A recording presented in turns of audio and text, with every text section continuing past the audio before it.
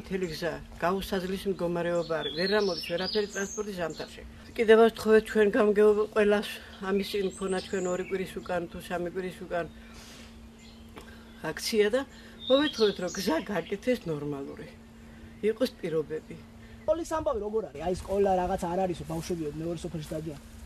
ბავშვებიც არ არის ახლა სკოლები არ მისაწვდო. იყო და დაიშალა. ხალხი მიდის სოფლიდან? გადის? მიდის აბა რა უნდა? თავი ხო უნდა ირჩინოს. რამენაირად. ხო უნდა შეინახოს ოჯახი. ეს ტრანსპორტის ამბავი რომ ესე რთულად არის რომ არ გაქვთ ფაქტიურად შაბათ-კვირას მით უმეტეს საერთოდ არ არის. როგორ დადის ხალხი და როგორ შაბათ-კვირას როგორ ვიცი ბაზრზე. ფეხი. ახლა გზაზე გასულ. ტაქსის ფული მისახავს. შაბათ-კვირასაც უნდა იაროს. მუშების არის ისე და ჩვენ ტრანსპორტი როგორ ყოველთვის არ გვყავს ხალხი დავდივართ ფეხით.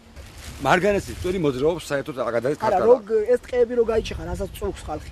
ამაზე რამე აი თქვენ თუ გქონიათ პროტესტი, თქვენ სახთან აქ ცხოვრობთ. როგორ აი აგერ ცხოვრობ, ეს წვერი რა ვარ სხვა საწუხებს მესმაწუხებს. არა, ეს ტყეები რო იჩეხება ამის გამო, მარგანეცის გამო. ტყე არ იჩეხება ძმაო. აი ნახეთ ჩვენ კადრები გვაქვს. 20 მეტრა ზოლი, რომელსაც მთელი კრუგია შემოჭრილი. მთელი კრუგი ეს ადრე გაკეთებულია ეს.